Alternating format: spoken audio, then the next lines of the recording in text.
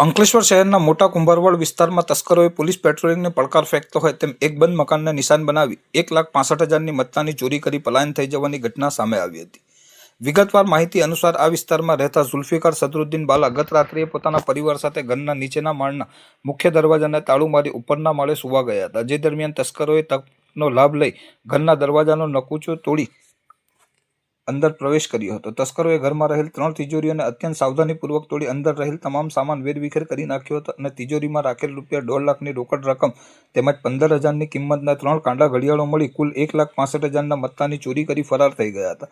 સવારના સમયે જ્યારે પરિવાર નીચે આવ્યો ત્યારે ચોરીની જાણ થતાં સમગ્ર પંથકમાં ચકચાર મચી ગઈ હતી અને તાત્કાલિક અંકલેશ્વર એ ડિવિઝન પોલીસને જાણ કરવામાં આવી હતી। ઘટનાની ગંભીરતાને જોતા પોલીસ કાફલો તુરંત ઘટના સ્થળે દોડી આવ્યો હતો અને તપાસના ચક્રો ગતિમાન કર્યા હતા। પ્રાથમિક તપાસમાં નજીકના સીસીટીવી કેમેરા ચેક કરતા તેમાં 2 શંકાસ્પદ શખ્સો કેદ થયેલા જોવા મળ્યા હતા, જેના આધારે પોલીસ આરોપીઓની શોધખોળ હાથ ધરી છે। હાલમાં એ ડિવિઝન પોલીસે આ મામલે કાયદેસરનો ગુનો નોંધી ટેકનિકલ સર્વેલન્સ અને હ્યુમન ઇન્ટેલિજન્સની મદદથી તસ્કરોને ઝડપી પાડવાના પ્રયાસો તેજ કર્યા છે।